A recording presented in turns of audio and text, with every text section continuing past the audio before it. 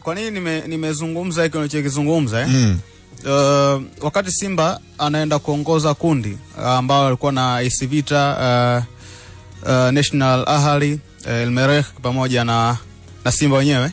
Yes, Simba alipoongoza kundi, tangu alipoongoza hilo kundi imekuwa ni story na bado limekuwa ni kama swala la kihistoria tunalizungumza kwamba Simba aliweza kuongoza kundi mbele ya National Ahli pamoja na El Merreikh na AS Vita. Okay.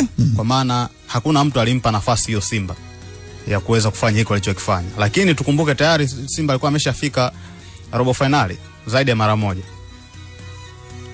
Kwa hiyo bado yani zile kuna quality na historia ambayo pia huwa tunaipa nafasi yake kwenye kutoa asilimia kwamba nana anaweza kuwa anafanya vizuri. Yanga anaweza kuqualify kwenye hili kundi. Sawa?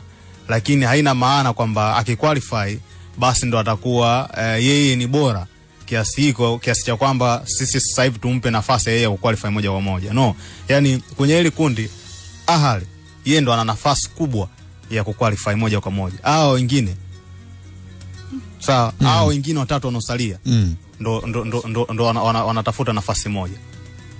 Kwa hiyo Yanga kiweza kufanikiwa kufuzu kwenye hili kundi, atakuwa ametuprove kitu sisi kwamba unaweza kuwa kwenye kundi gumu na ukaweza ukaqualify kama ambavyo Simba alikuwa kwenye kundi na AS Vita alikuwa kwenye kundi na El Merreikh pamoja na Ahli akaongoza kundi. So aliqualify tu akaongoza kundi na ikawa story na mpaka leo bado ni story kwa sababu haija.